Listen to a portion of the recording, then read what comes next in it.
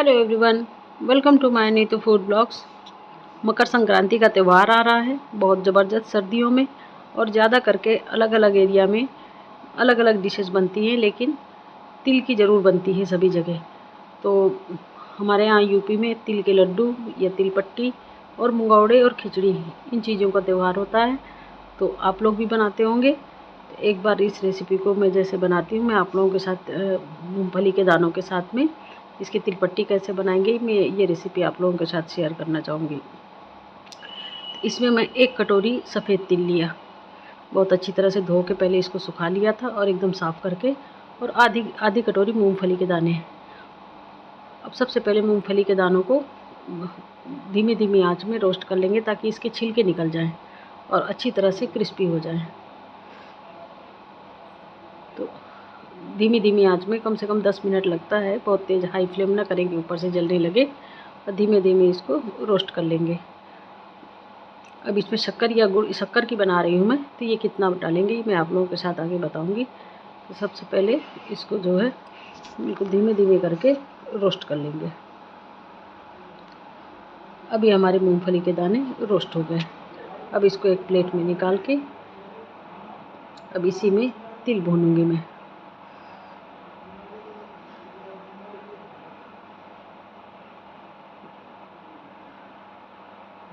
अब इस तिल को लो टू मीडियम फ्लेम पे, क्योंकि हमारा पैन पहले से ही गर्म था, लो टू मीडियम फ्लेम पे कम से कम 10 मिनट टाइम लगता है।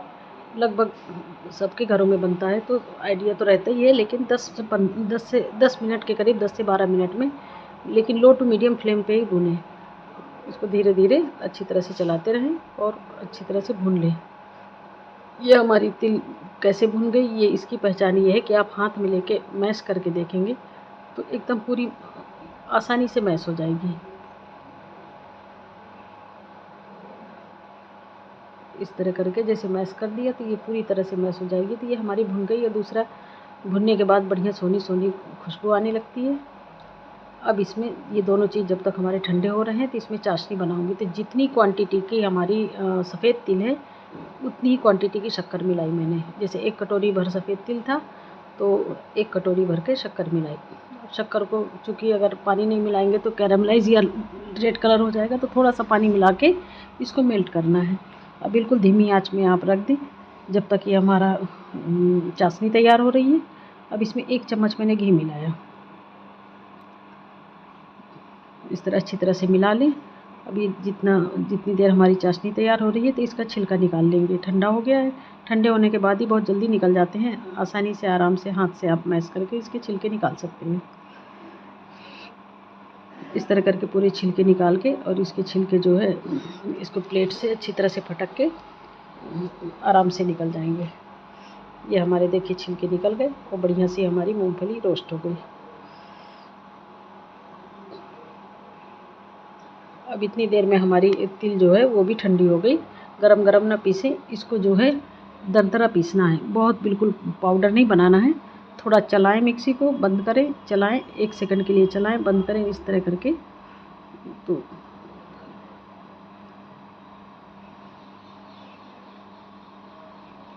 इस तरह हमारी बहुत ज़्यादा दरदरा भी नहीं, लेकिन बहुत पाउडर भी नहीं बनाना है।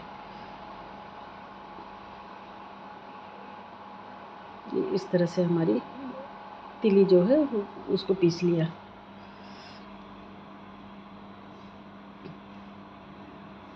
अगली रेसिपी में खड़े तिल के लड्डू भी बनाना शेयर करूंगी आप लोगों के साथ, लेकिन ये तिल पट्टी है और मूंगफली के दानों के साथ, बीच बीच में दाने पट्टी के साथ खाने में बहुत अच्छा लगता है।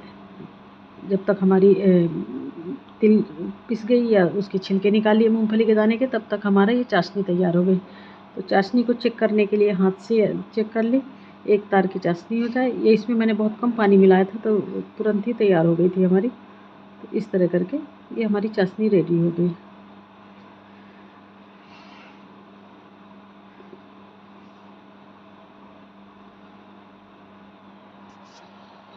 अब इसमें मैंने जो तिल का पाउडर बनाया था उसको मिला लिया, और मूंगफली के दाने मिला लेंगे। बस अच्छी तरह से मिक्स करके ये हमारा पूरा तैयार हो गया। इसकी क्वांटिटी बिल्कुल जैसे होता है कभी कि चाशनी बच गई या कम पड़ गया, तो एकदम एग्जैक्ट एक प्लेट में मैं इसको बनाऊंगी। तो इसमें थोड़ा सा घी या रिफाइंड ऑयल हो, घी से ज़्यादा बढ़िया रहता है। तो उसको अच्छी तरह से ग्रीस कर लिए। अब ये हमारा बहुत ज़्यादा पकाने की ज़रूरत नहीं है। ये डालने के बाद में 1 मिनट तक चलाते रहें। अब इस प्लेट में इसको ट्रांसफ़र कर लेंगे और किसी चम्मच से या उससे इसको पूरा फ्लैट, जितना पतला आपको चाहिए उस हिसाब से। जैसे मेरी प्लेट छोटी भी थी और मोटे बनाना था मुझे, तो इस तरह करके इसको दबा दबा के बिल्कुल चिपका लेंगे। तो चाशनी की वजह से बहुत जल्दी चिपक जाता है। अब इसको 10 से 15 मिनट के बीच में रेस्ट करने के लिए रख दें, ताकि नॉर्मल टेम्परेचर में आ जाए। और इसको अपने हिसाब से, इस तिल पट्टी को आप अपने शेप से, जैसे मैंने डायमंड शेप में काटी है, आप चौकोर भी काट सकते हैं। तो ये आपकी मर्ज़ी, किस तरह से काटना पसंद करेंगे, किस तरह से काट सकते हैं। तो इस तरह इसकी कटिंग कर लेंगे। बहुत ज़्यादा सेट होने का वेट ना करें, 10 मिनट में ही काट लें, नहीं तो फिर बाद में कटिंग नहीं होती। बिल्कुल सिंपल रेसिपी है, बिल्कुल लगभग तिल पट्टी मार्केट में जो मिलती है थोड़ा सा पतला साइज़ होता है, या इसको और पतली कर सकते हैं। मैंने थोड़ी सी मोटी बनाई थी। इस तरह से हमारी ये डायमंड शेप में मैंने काटी, देखने में भी खूबसूरत और खाने में बहुत ही क्रिस्पी। ये लाइट की वजह से उसमें वाइट कलर दिख रहा था, इसमें रेड दिख रहा है। रेड नहीं बनी थी मेरी, लेकिन ज़्यादा करके मैं रेसिपी रात को ही बनाती हूँ, तो थोड़ा सा लाइट का कलर का चेंज हो जाता है। इस तरह एक एक तिल पट्टी मैंने निकाल ली। ये बिल्कुल खाने के लिए तैयार है। एक बार आप इस तिल पट्टी को बना के देखिए, आपको बहुत पसंद आएगी। तो इसकी मोटाई आप अपने हिसाब से कर दें कि कितनी आप मोटी रखना चाहते हैं, ये कितनी छोटी रखना चाहते हैं। तो बिल्कुल सिंपल तरीका, और इसकी जो बनाने की बस वही फ़र्क हो जाता है कि कभी क्वांटिटी चाशनी की ज़्यादा हो गई या तिल हमारी कम हो गई। तो एक जितनी आपकी तिल हो, आप उसका मूंगफली का मेज़रमेंट ना करिए। और देखिए बिल्कुल टाइट भी नहीं बनी थी, एकदम खुसखुसी बनी थी और खाने में बिल्कुल बहुत ही अच्छी लग रही थी। और इसमें बीच बीच में मूंगफली के दाने जो पड़ जाते हैं वो और अच्छे लग रहे थे।